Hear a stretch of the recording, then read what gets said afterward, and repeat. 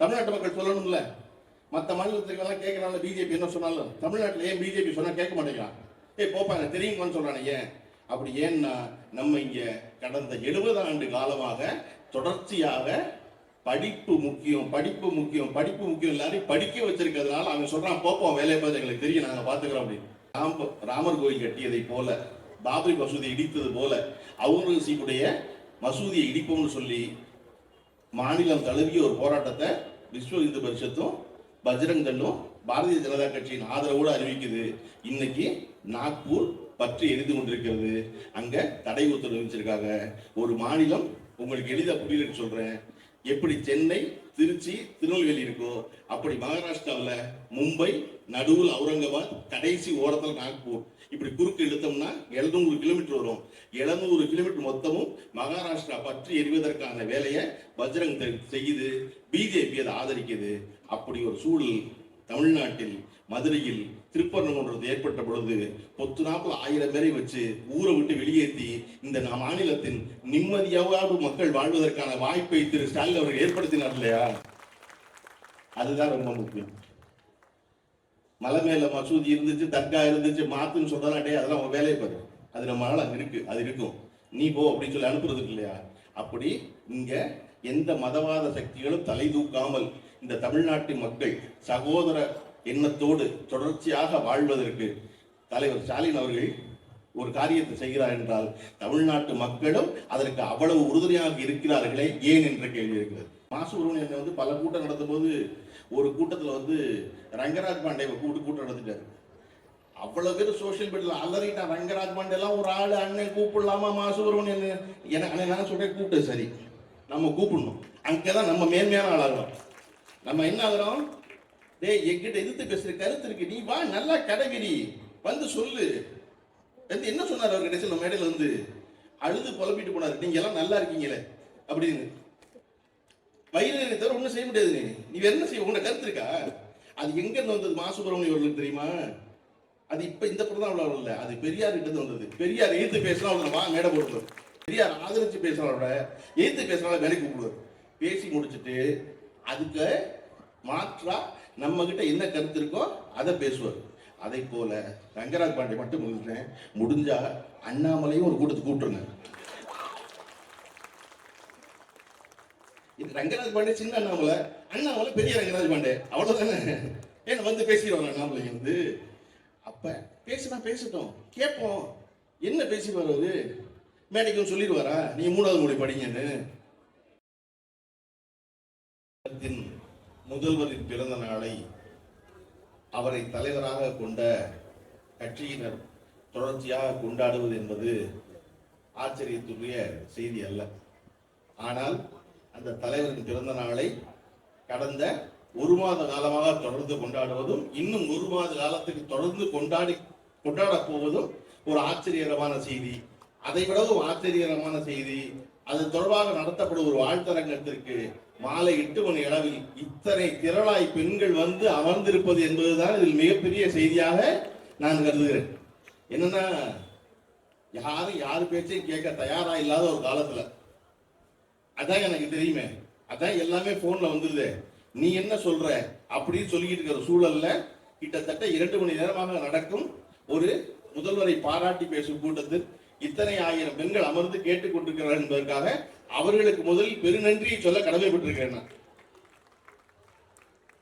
அண்ணன் மாவட்ட கழக செயலாளர் அண்ணன் மாசுபுரமணியம் அவர்கள் பேசும்போது தொடர்ச்சியா கூட்டம் நடத்துறோம், ஒவ்வொரு கூட்டத்துக்கு ஒரு புது புது பேச்சாளர் வர்றாங்க, பழனியப்பன் மட்டும்தான் நம்ம மாவட்ட கழகம் நடத்துற கூட்டத்துல 2 கூட்டத்துல பேசுறான்னு சொன்னாரு. எனக்கு அது பெருமைக்குரியதாக இருந்தாலும் கூட எனக்கு ரொம்ப ஆச்சரியமா இருக்குது. என்ன அப்படின்னா, அண்ணன் மாசுபுரமணியம் அவர்கள் இந்த கூட்டத்தில் பேசினார் இல்லையா, தொடர்ச்சியாக 60 நாள் கூட்டங்களில் பேசுகிறார். 60 நாளும் வேறு வேறு வேறு வேறு சாதனைகள் சொல்லும் அளவுக்கு ஒரு ஆட்சி நடைபெறுகிறது என்பதுதான் பெரிய மகிழ்ச்சி. ஒரு கூட்டத்திற்கு 3 சட்டமன்ற உறுப்பினர்கள் அமர்ந்திருப்பதும், பிரபாகர் ராஜா அவர்களை எனக்கு தெரியும், காரப்பாக்கம் அவர் இன்னைக்கு தான் நேரடியா பக்கத்துல உட்காந்து பேசுறேன். அவரை சொல்லி மதுரவாயில் தொகுதி எம்எல்ஏ அவர்களை சோழிங்கநல்லூர் எம்எல்ஏ அவர்களுக்கு தான் வந்தாங்க. இப்படி சட்டமன்ற உறுப்பினர்கள் எல்லாம் வந்திருந்து அதாவது மற்ற நாளாக இருந்தால் பரவாயில்ல, சட்டமன்ற கூட்டத்தொடர் நடந்து கொண்டிருக்கும் பொழுது மாலை வேளையில் வந்து கலந்து கொள்வது என்பது இந்த அண்ணன் அமைச்சர் மாசு மேல் இவர்கள் எல்லாம் கொண்டிருக்கும் அன்பை தான் காட்டுகிறது. அதாவது தனசேகரன் அவர்கள் வந்து பேசும்போது குறிப்பிட்டு சொன்னாங்க, இந்த நாங்கள் பூரா காரைக்குடிக்கு வந்தவங்க பூரா சினிமாவுக்கு வந்தவங்க அப்படின்னா. நான் அப்படி வரல, ஏவிஎம்ல கூப்பிட்டு வந்தாரு அப்படி எல்லாரும் வந்தீங்க. நான் வந்து ஒழுங்கா படிச்சு பிஏ படிச்சு எம்ஏ படிச்சு முடிச்சதுக்கு அப்புறம் சினிமா தான் போகணுங்கிற எண்ணத்தோடு வந்து சினிமாவிற்கு வந்து சினிமாவில் செயல்பட்டு கொண்டிருக்கும் போது அதை விடவும் முக்கியம் அரசியல் வேலைகள் என்பதால் சினிமாவை தள்ளி வைத்த அரசியலுக்கு வந்து இப்படி வேற வேற வேலை செஞ்சுட்டு வச்சுங்களேன். எனக்கு பெரிய மகிழ்ச்சி வந்து நம்முடைய முதல்வர் ஸ்டாலின் அவர்கள் கூட்டத்தை பிறந்தநாள் விழாவை பத்தி பேசுவது என்பது எனக்கு என்ன பெரிய மகிழ்ச்சி அப்படின்னா, ஒரு மனிதனிடம் ஒரு ஆள்கிட்ட போய் நீங்க ஃப்ரெண்டை பத்தி பேசு அப்படின்னா ஒரு 2 நாள் 3 நாளைக்கு பேசுவான். என் நண்பர்கள் யாரெல்லாம் தெரியுமா? உன்னுடைய ஆசிரியர்களை பத்தி பேசு அப்படின்னா நல்ல ஆசிரியர் இருந்தா கூட ஒரு 4 நாள் பேசுவான். அதுக்கப்புறம் ஒரு உறவினரை பத்தி பேசு அப்படின்னா எங்க சித்தப்பா என்ன செஞ்சாரு தெரியுமா, மாமா என்ன செஞ்சாரு தெரியுமா, அத்தை என்ன தெரியுமா செஞ்சாங்க அப்படி பேசுவோம். தாத்தா பாட்டியை பத்தி பேசினா கூட 10 நாள் பேசுவான், ஏன்னா சின்ன வயசுல வளர்த்ததுனால. ஆனா அம்மாவை பத்தி பேசுன்னு சொன்னா சலிப்பின்றி வாழ்நாள் முழுமைக்கு பேசிக்கொண்டே இருப்பான். ஏன்னா அவன் வாழ்க்கை முழுக்க நிறைந்திருக்கிற பெண் என்பது அவனுடைய அம்மா தான்.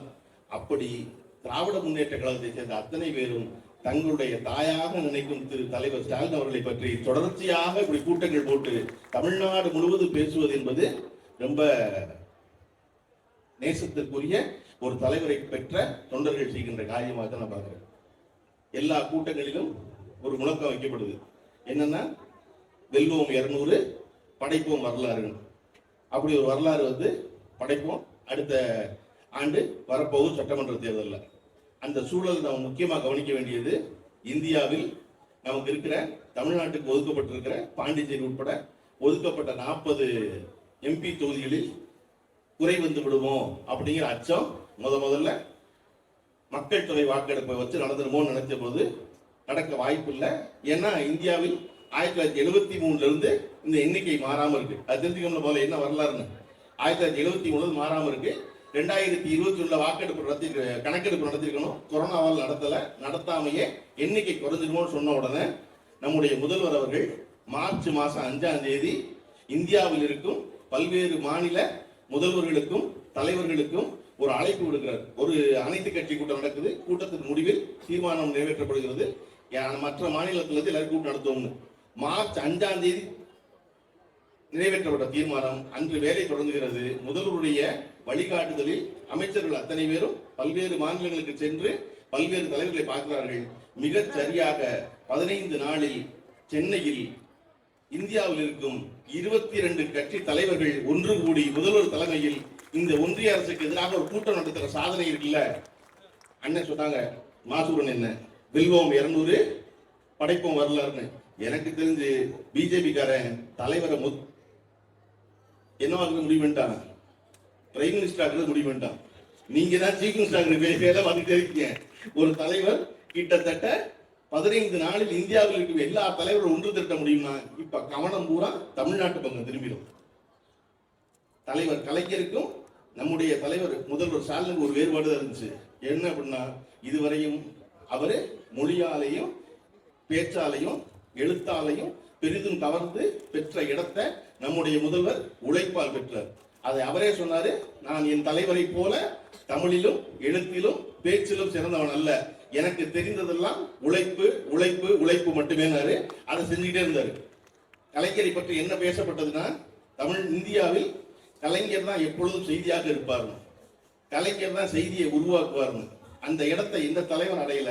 இப்ப அந்த இடத்தை தொட்டிருக்காரு முதல்ல நம்முடைய தலைவர் ஸ்டாலின் அவர்கள். கடந்த 10 நாட்களாக இந்தியாவின் செய்தியாக திரு ஸ்டாலின் அவர்கள் தான் இருக்கிறார்கள். ரூபாய்னு மாத்திர தொடங்கி அனைத்து கட்சி கூட்டம் வரைக்கும்.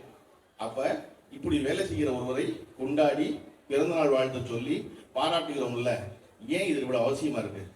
ஏன் இதெல்லாம் செய்ய வேண்டியிருக்கு அப்படின்னா, இந்த மாநிலத்தை மதவாதம் பற்றி கொள்ளாமல் காப்பாற்றி கொண்டிருக்கிற ஒரு முதல்வராக இருப்பதால், தலைவராக இருப்பதால் கொண்டாடுறோம்.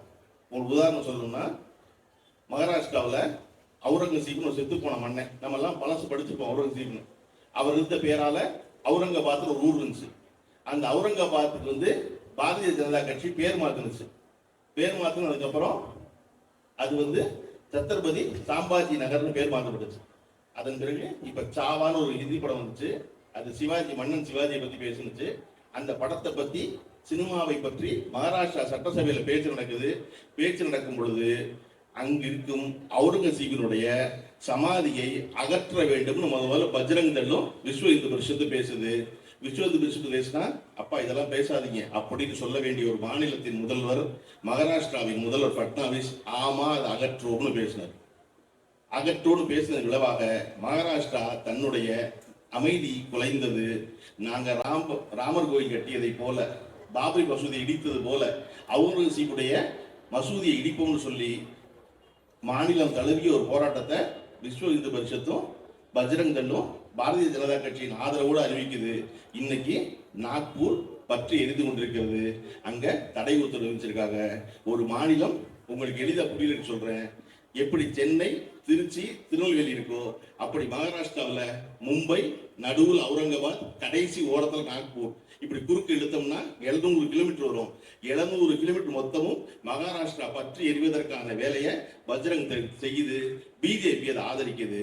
அப்படி ஒரு சூழல் தமிழ்நாட்டில் மதுரையில் திருப்பரங்குன்றம் ஏற்பட்ட பொழுது பொத்து நாப்பில் 1000 பேரை வச்சு ஊரை விட்டு வெளியேற்றி இந்த மாநிலத்தின் நிம்மதியாவது மக்கள் வாழ்வதற்கான வாய்ப்பை திரு ஸ்டாலின் அவர்கள் ஏற்படுத்தினார் இல்லையா?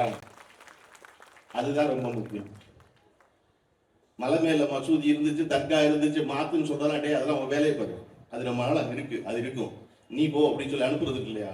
அப்படி இங்க எந்த மதவாத சக்திகளும் தலை தூக்காமல் இந்த தமிழ்நாட்டின் மக்கள் சகோதர எண்ணத்தோடு தொடர்ச்சியாக வாழ்வதற்கு தலைவர் ஸ்டாலின் அவர்கள் ஒரு காரியத்தை செய்கிறார் என்றால் தமிழ்நாட்டு மக்களும் அதற்கு அவ்வளவு உறுதுணையாக இருக்கிறார்களே ஏன் என்ற கேள்வி இருக்கிறது. தமிழ்நாட்டு மக்கள் சொல்லணும்ல, மற்ற மாநிலத்துக்கெல்லாம் கேட்கறாங்க பிஜேபி என்ன சொன்னாலும், தமிழ்நாட்டில் ஏன் பிஜேபி சொன்னா கேட்க மாட்டேங்கிறான். போப்பா எனக்கு தெரியுமான்னு சொல்றானே ஏன்? அப்படி ஏன்னா நம்ம இங்க கடந்த 70 ஆண்டு காலமாக தொடர்ச்சியாக படிப்பு முக்கியம், படிப்பு முக்கியம், படிப்பு முக்கியம், எல்லாரையும் படிக்க வச்சிருக்கிறதுனால அவன் சொல்றான் போப்போம் வேலையை பார்த்து எங்களுக்கு தெரியும், நாங்க பாத்துக்கிறோம் அப்படின்னு. தமிழ்நாட்டில் மட்டும் பாரதிய ஜனதா கட்சியின் எந்த செயல் திட்டமும் செயல்பட மாட்டேங்குது, எந்த துரோக திட்டமும் செயல்பட மாட்டேங்குது, எந்த விஷம பிரச்சாரம் விடுபட மாட்டேங்குது. அண்ணன் மாசுபுரமணி அண்ணன் பல கூட்டம் நடத்தும் போது ஒரு கூட்டத்தில் ரங்கராஜ் பாண்டே கூட்டம் நடத்திட்டாரு. அவ்வளவு பேர் சோசியல் மீடியால அலறிட்டான். ரங்கராஜ் பாண்டே எல்லாம் ஒரு ஆளு, அண்ணன் கூப்பிடலாமா மாசுபுரமணி அண்ணன்? எனக்கு நான் சொல்றேன் கூப்பிட்டு சரி, நம்ம கூப்பிடணும். அங்கதான் நம்ம மேன்மையான ஆளாகிறோம். நம்ம என்ன ஆகிறோம்? டேய் எங்கிட்ட எதிர்த்து பேசுற கருத்து இருக்கு, நீ வா நல்லா கடைகிரி வந்து சொல்லு. என்ன சொன்னார் அவர் கடைசியில் மேடையில் அழுது புலம்பிட்டு போனார், நீங்க எல்லாம் நல்லா இருக்கீங்களே அப்படின்னு. வயிறு தவிர ஒன்றும் செய்ய முடியாது. நீ வேற என்ன செய்ய? உங்களோட கருத்து இருக்கா? அது எங்க இருந்து வந்தது மாசுபுரமணி அவர்களுக்கு தெரியுமா? அது இப்ப இந்த பிரதான் இல்ல, அது பெரியார் கிட்ட வந்தது. பெரியார் எதிர்த்து பேசினா அவங்களை வா மேடை போடுறது. பெரியார் போல எதிர்கருத்து பேசியவனை மேடையில் அமர வைத்து பேச வைத்த ஆளே உலகத்தில் கிடையாது.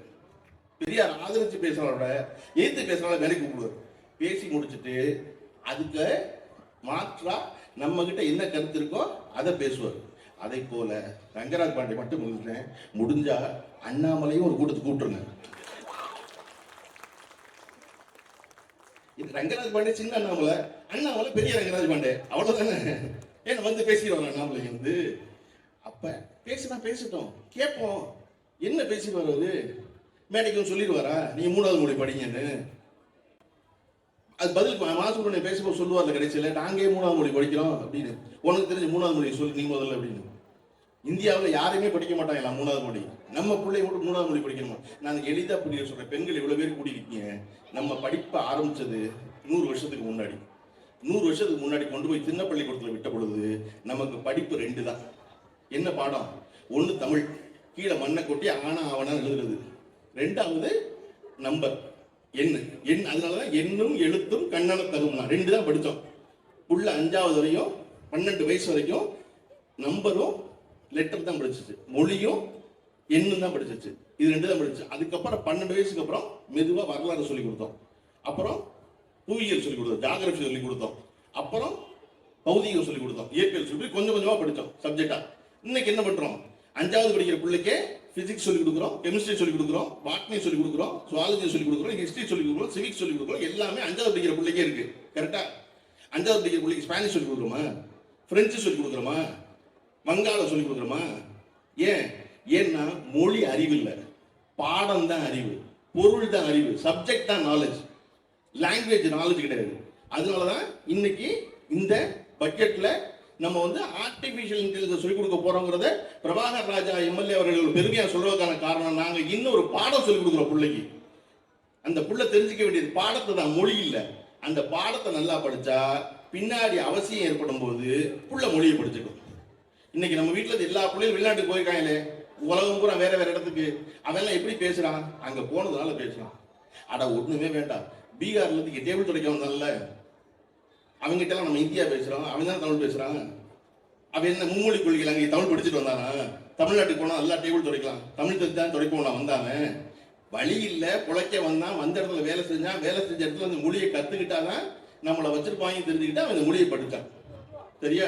அப்படி எவனுக்கு தேவையோ அப்ப அந்த மொழியை படிக்க போறோம். தேவையில்லாம நாங்க உங்க வீட்டு பிள்ளைகள் அரசு பள்ளி படிக்கிற பிள்ளை ஹிந்தி படிக்க வேண்டாமா, மூணாவது மொழி படிக்க வேண்டாமா அப்படின்னு கேட்டா படிக்க வேண்டாம்னு சொல்லு, படிக்கவே வேண்டாம். நம்ம வந்து பேரறிஞர் அண்ணா சொல்லி கொடுத்த நமக்கு இருமொழி கொள்கை இருக்கிறது. நமக்கு வந்து தமிழும் ஆங்கிலமும் இந்த மாநிலத்தில் மிக வளமையாக இருக்கிறது. அதனால எங்களுக்கு மூணாவது மொழி வேண்டாம். வேணுங்கிறால் யாரு வேணாலும் படிச்சுக்கலாம். இங்க இந்தி பிரச்சார சபை இருக்கு, பிரெஞ்சு கிளாஸ் இருக்கு, யார் வேணா படிச்சுக்கலாம். பள்ளிக்கூடத்தில் ஒரு மொழியை சேர்ப்பது என்பது அந்த பிள்ளைக்கான சுமை. தேவையில்லாம ராத்திரி உட்கார்ந்து வீட்டுல யார் சொல்லிக் கொடுப்பா அந்த பாடத்தை? எங்க போய் படிக்க அந்த கொடுத்த? அப்ப அது தேவையில்லை. இங்க பொருள் தான் அறிவு, சப்ஜெக்ட் தான் அறிவு. ஆர்டிபிஷியல் இன்டெலிஜென்ஸ் போல, டேட்டா சயின்ஸ் போல அதை சொல்லிக் கொடுக்கறதா வழி. அதை சொல்லிக் கொடுப்பதற்கு தமிழ்நாடு அரசு இன்று தொடங்கல. இந்த பழக்கம் எங்கிருந்து ஆரம்பிச்சிச்சு அப்படின்னா நீதி கட்சியிலிருந்து தொடங்குது. நான் வந்து இந்த திராவிட மாடல் அரசின் அனைத்து சாதனைகளையும் சொல்லி இந்த ராத்திரியை சிவராத்திரியாக்க விரும்பலாம். இந்த ராத்திரி 9 மணிக்கு முடிச்சு வீட்டுக்கு போகணும்னா நம்ம ஒரு சாதனையை பேசினா போதும். அதுல முக்கியமானது எல்லாருக்குமான கல்விங்கிறது.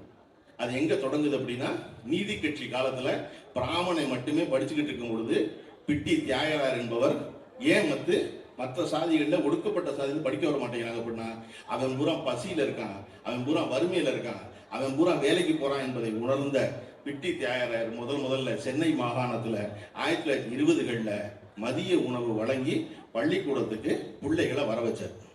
உலகத்திலேயே முதலில் படிக்க வந்தா சாப்பாடு ஓடுவோம் சொன்ன முதல் மாகாணம் சென்னை மாகாணம் தான். அதை செஞ்சவர் பிட்டி தியாகராயர் தான் செஞ்சார். எப்படி இன்றைய முதல்வர் நம்முடைய தலைவர் திரு முத்துவேல் கருணாநிதி ஸ்டாலின் அவர்கள் காலை உணவு வழங்கிய பொழுது உலகமே உற்று பார்த்ததோ அதை போல கிட்டத்தட்ட 100 ஆண்டுகளுக்கு முன்னால் நீதி கட்சியை சேர்ந்த பிட்டி தியாகராயர் மதிய உணவு வழங்கிய போது உலகமே உற்று பார்த்தது.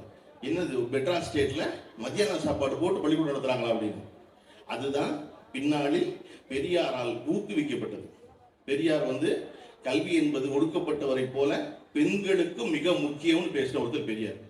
இன்னைக்கு பெரியார சீமானில் தொடங்கி எச்ராஜாவிலிருந்து அண்ணாமலை வரை யாருக்கும் பிடிக்க மாட்டேங்குது. ஏன்? சாமி கும்பிடாதுன்னு சொன்னதுனாலயா? இல்ல, பொம்பளை பிள்ளைகளை படிக்க சொன்னதுனால, பொம்பளை பிள்ளைகள் சமமா நடத்துன்னு சொன்னதுனால, பொம்பளை பிள்ளைகள் சொத்துல பங்கு கொடுன்னு சொன்னதுனால, இதையெல்லாம் சொன்ன கிழமை பெரியார். அதனால வேண்டாம் பெரியார் அப்படின்ற பெரியார் தான் திருப்பி அதை வலியுறுத்துறாரு. பின்னாளில் அதையே அண்ணா வலியுறுத்துகிறார்.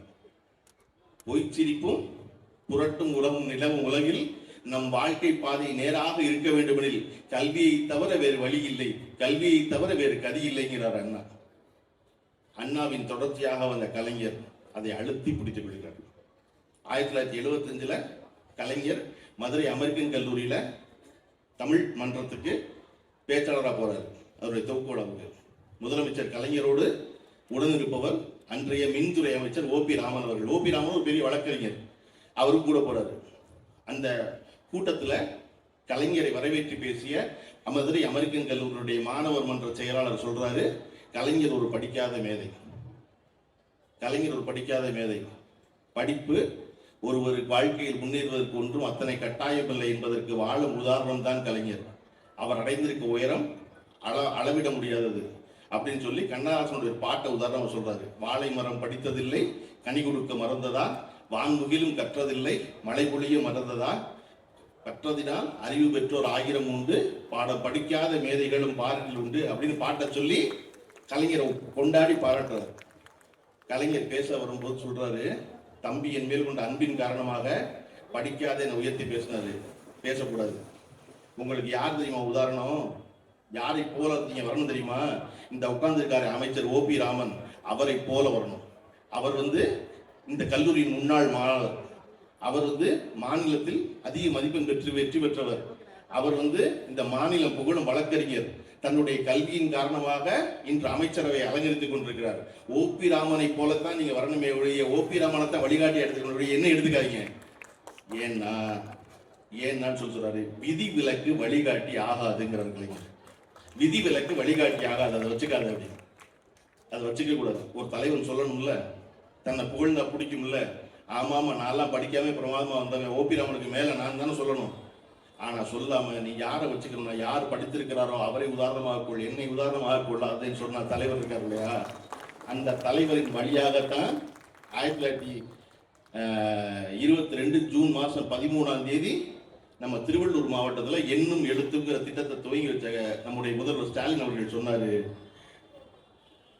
வாழ்க்கையில் தரம் உயர்வதற்கு ஒரே வழி கல்வி மட்டும்தான். படிக்காத ஒருவர் சாதித்தார் என்று யாரையாவது காட்டினால், படித்ததனால் சாதித்த லட்சம் பேரை நம்மால் காட்ட முடியும். படிக்காமல் ஒருத்தர் சாதித்தார் என்று சொல்வது நம்மளை சூழ்ச்சி வலையில் சிக்க வைப்பது. இவனெல்லாம் படித்து விட்டானே என்ற எரிச்சலில் சொல்வது. அதனால் படியுங்கள் படியுங்கள் படியுங்கள் தலைவர் ஸ்டாலின் அவர்கள் படியுங்கள் படியுங்கள் சொன்னது எங்கிருந்து வருது? நீதி கட்சியிலிருந்து வருது. 1920 வருது, 2024 குளத்தூர் சொல்றது. அப்ப கிட்டத்தட்ட 100 ஆண்டு காலமாக ஒரு மாநிலம் படிப்பதை பற்றியே கவலைப்பட்டு கொண்டே இருக்கிறது. அதிலும் குறிப்பாக பெண்கள் படிப்பதை பற்றி.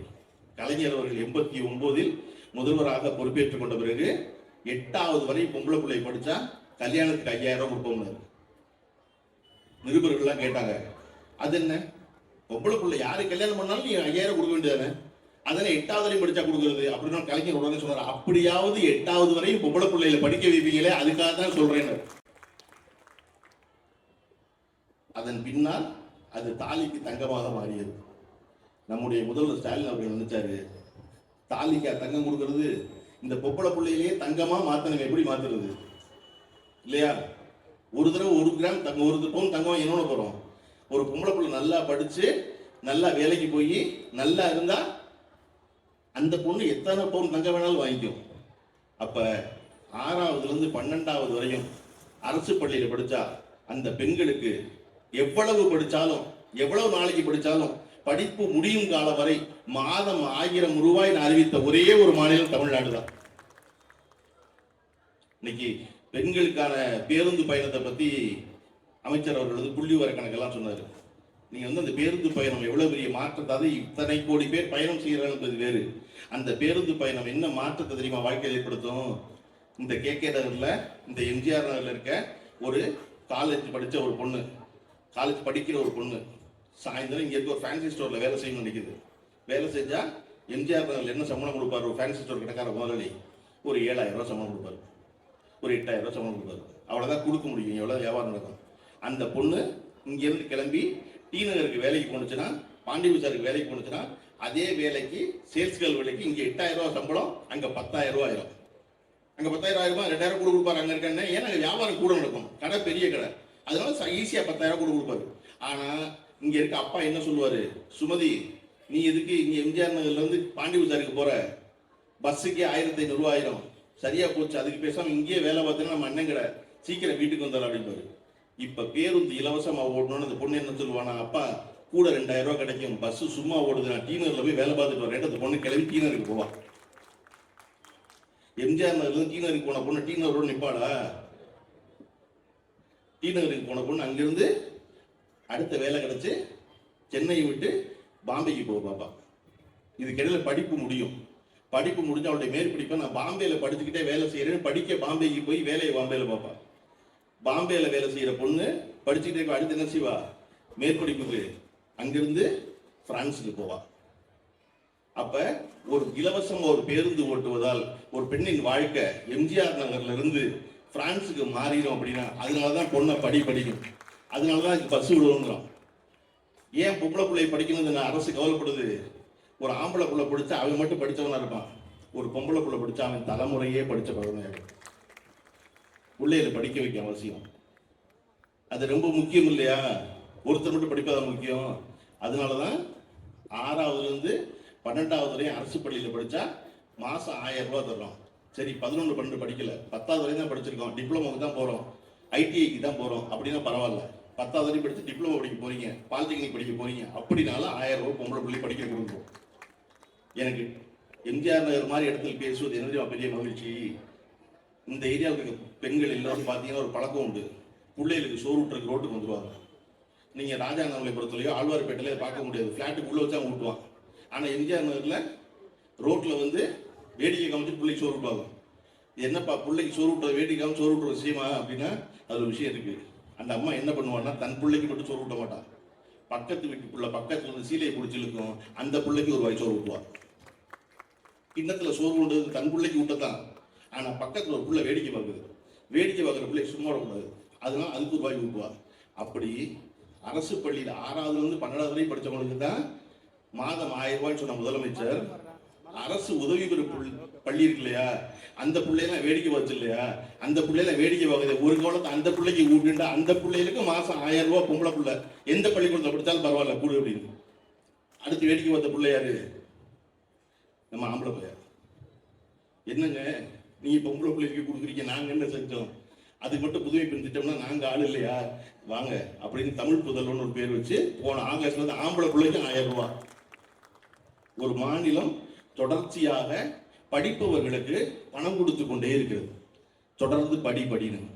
அப்படி படிக்க வச்சதுனால இந்த திராவிட முன்னேற்ற கழக ஆட்சி வந்த பிறகு, இந்த திராவிட மாடல் நாயகர் ஆட்சிக்கு வந்த பிறகு பெண்கள் படிப்பின் எண்ணிக்கையில் 35 விழுக்காடு கூடியிருக்கிறது. 100க்கு 30 பேர் படிச்சாங்கன்னா இப்ப 50 பேர் படிக்கிறாங்க. இது கூடியதற்கான காரணம் அவர்களுக்கு ஊக்கத்தொகையாக கொடுத்த 1000 ரூபாய். 3 லட்சம் பெண்கள் அதிகமாக படிக்கிறாங்க, 2 லட்சம் ஆண்கள் படிக்கிறாங்க. இவ்வளவு பேர் படிப்பதற்கான காரணம் இந்த அரசு அதை பற்றி கவலைப்படுகிறது. உங்களுக்கு ஒரு எளிய கணக்கு சொல்லிடுறேன். இந்தியாவினுடைய மோடி அரசு மொத்த இந்தியாவுக்கு செலவழிக்கிற பணம் 76,000 கோடி ரூபாய். 78,272 கோடி ரூபாய். நம்ம தமிழ்நாட்டுக்கு மட்டும் செலவழிக்கிற பணம் தெரியுமா? 48,000 கோடி ரூபாய் செலவழிக்கிறோம். நம்ம ஒரே ஒரு மாநிலம் தமிழ்நாட்டுக்கு, மொத்த இந்தியாவுக்கு 76,000 கோடி ரூபாய் செலவழிக்கிறான். அதுல எவ்வளவு தருவான்? நமக்கு 2,000 கோடி ரூபாய் தருவாங்க.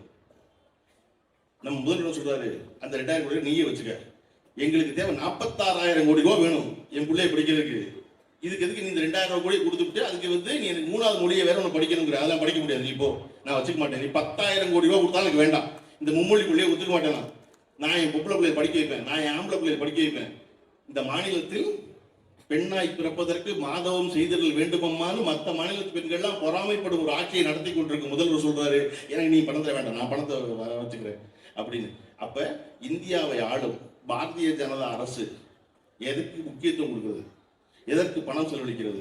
தமிழ்நாட்டை ஆண்டு கொண்டிருக்கும் திராவிட மாடல் நாயகர் திரு முத்துவேல் கருணாநிதி ஸ்டாலின் எதற்கு பணம் ஒதுக்குகிறார், எது அவசியம் என்று நினைக்கிறார் என்பதை சிந்தித்து பார்த்தால் அண்ணன் மா சுப்பிரமணியன் அவர்கள் சொன்னது போல வெல்வோம் 200 படைப்போம் வரலாறு என்பது மட்டுமல்ல, இந்தியாவிற்கே வழிகாட்டியாக நம்முடைய முதல்வர் தலைவர் ஸ்டாலின் அவர்கள் வரப்போகும் நாள் வெகு தூரத்தில் இல்லை.